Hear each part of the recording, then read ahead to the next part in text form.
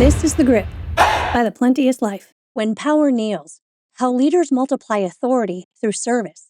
Welcome back to The Grip. I'm Becky Henderson, founder and principal coach of The Plenteous Life. The leaders who rise the highest aren't climbing, they're lifting. When I graduated university, each graduate walked away with not just a diploma, but a towel.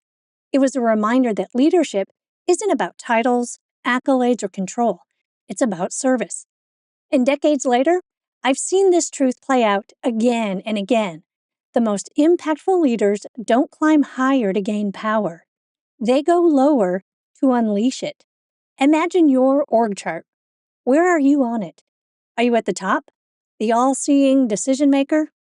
What if your greatest role isn't at the top, but at the bottom?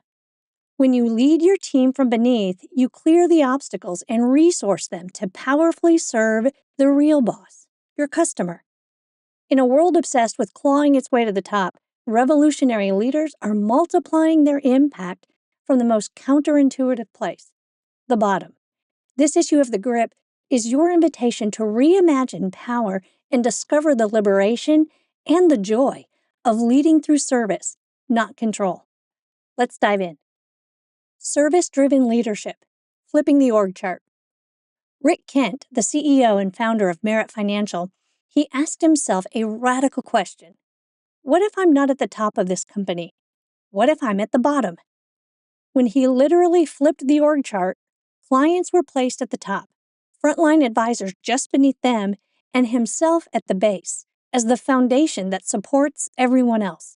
His job became singular: create the conditions for his team to thrive by resourcing them and removing roadblocks. And the impact was immediate. Advisors stopped serving the boss, him, and focused entirely on serving the client. Communication flowed faster as autonomy replaced approval bottlenecks, and all employees took bolder, client-centered action, knowing their leader was there to equip and support them, not control them. Kent didn't lose authority by flipping the org chart, he multiplied it. By making himself the servant of those who directly serve the customer, Kent liberated his organization and created a culture of trust and unstoppable momentum.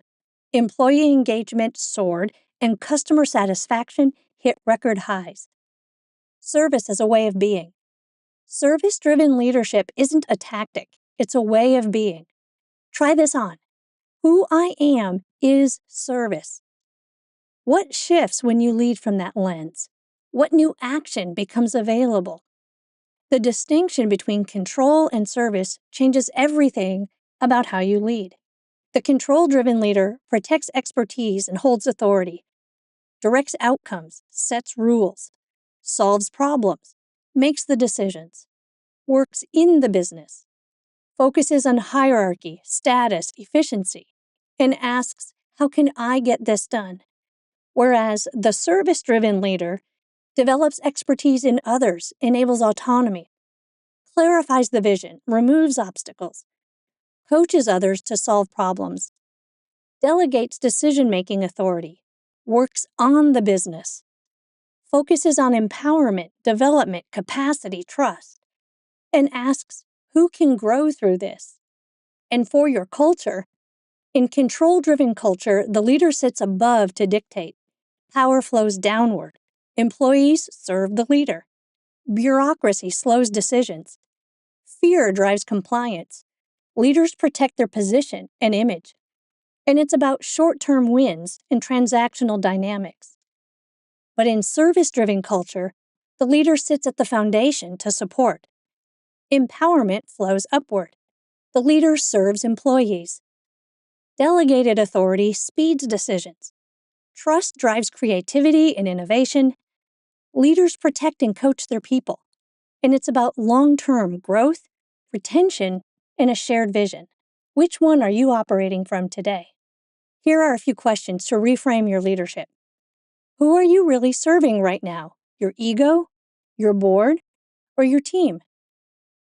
What could your team achieve if you stopped controlling and started equipping? If you flipped your org chart, what would your new job really be? Service-driven leadership doesn't happen by default. It's created and recreated through intentional practice. So this isn't one and done. You will be course correcting for service as long as you lead. Service-driven leaders know power isn't in the title, the corner office, or control. It's in the impact you enable for others. Real power leaves others empowered. When you become the foundation instead of the peak, your team will rise higher than you can even imagine. You get to be the one who makes it possible for everyone else to win. And when they win, your mission gets fulfilled. Well done, good and faithful servant. So ask yourself, what would happen if I stopped controlling and started serving today? Keep creating. This has been another issue of The Grip. From all of us at The Plenteous Life, may you prosper in every way.